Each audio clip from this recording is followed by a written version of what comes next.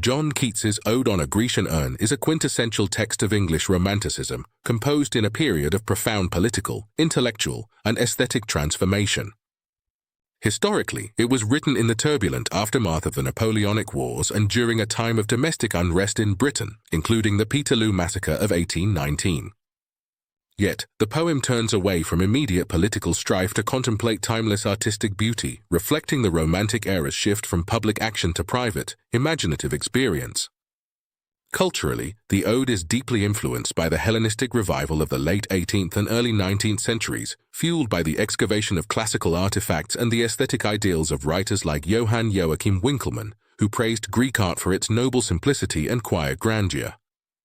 Keats, who never visited Greece, engaged with these artifacts secondhand through museum visits and prints, making the urn an ideal symbol of art's ability to transcend time and place. The poem also grapples with the era's growing historical consciousness and the tension between the static perfection of art and the mutable, suffering reality of human life, a key romantic concern. Thus, the ode emerges as a sophisticated product of its age, a meditation on art's permanence, written against a backdrop of historical flux and personal mortality. Within John Keats's canon, Ode on a Grecian Urn stands as the supreme philosophical and artistic achievement of his Annus Mirabilis, perfectly crystallizing the central themes and stylistic mastery of his mature odes. In terms of content, the ode is Keats's most concentrated exploration of the dialectic between transience and permanence, art and life, and beauty and truth. It directly refines the sensuous, mortal anxieties of earlier works like Ode to a Nightingale by focusing on a silent, static art object. The urn's frozen scenes, the unheard melodies, the ever-about-to-be-kissed lovers allow Keats to examine his concept of negative capability, the state of being in uncertainties, mysteries, doubts, without any irritable reaching after fact and reason. The poem dwells in paradox. The urn's beauty is cold, its narratives are forever incomplete, and its final message remains famously enigmatic.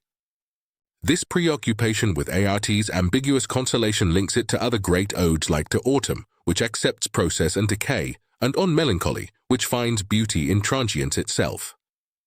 The urn becomes the ultimate cold pastoral, a perfected artifact that both enchants and distances, representing Keats's complex understanding of the artist's role. Stylistically, the ode showcases Keats's mastery of the Pindaric ode form, adapted into a more flexible, meditative structure with a consistent, 10-line stanza. His sensuous imagery and empathetic apostrophe are at their peak, drawing the reader into a vivid, imagined engagement with the artifact.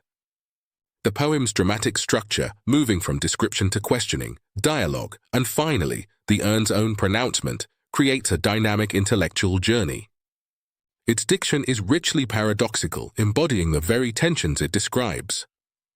Compared to the more narrative romance of the Eve of St. Agnes or the sprawling mythological tapestry of Endymion, Ode on a Grecian Urn exhibits a controlled, lapidary perfection. It represents the pinnacle of Keats's thinking sensibility, where profound philosophical inquiry is expressed through the most precise and evocative poetic language. Its enduring relevance, it is not merely a romantic meditation on art but a foundational text in the Western discourse on aesthetics, continuously provoking debate about the relationship between beauty, truth, and the human condition.